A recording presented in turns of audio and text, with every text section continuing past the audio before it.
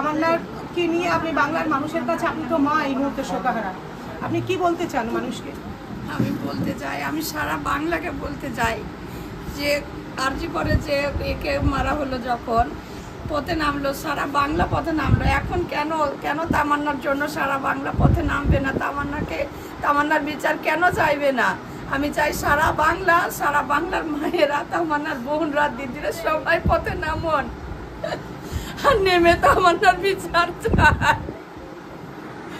তামান্নার ন্যায্য বিচার। তামান্না ফুটফুটে ছোট্ট মেয়ে, সেই মেয়েকে এই দুনিয়া থেকে, এই বাংলাতে, এই স্বাধীন দেশে থেকে এই ছোট্ট মেয়েকে, সে কিছুই বোঝে না, সে ফুল ছাড়া কিছুই চেনে না, মা আব্বুর হাত ছাড়া, মা আব্বুর কোল ছাড়া সে কিছুই চেনে না।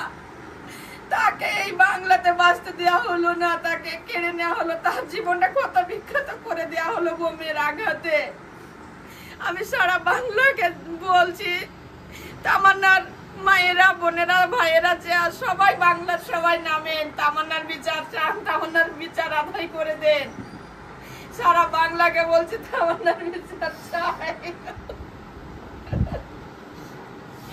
আমার ছোট্ট মা, আমার ফুটফুটি মা, আমার সারাটা দিন নিচে নিচে বেড়াই, বাড়িতে পুতুল নিয়ে খেলা করে। আমার সেই মাকেও বাঁচতে দিল না এই বাংলা। আমার মাকে কে নিল বোমের আগে, তেমন করে এগুলো সব উড়িয়ে দিল আমার মায়ের। আমি বিচার চাই, ওই শয়তানদের, ওই গুন্ডাদের বিচার চাই, গুন্ডাদের ফাঁসি চাই, কঠিন থেকে কঠিন শাস্তি চাই।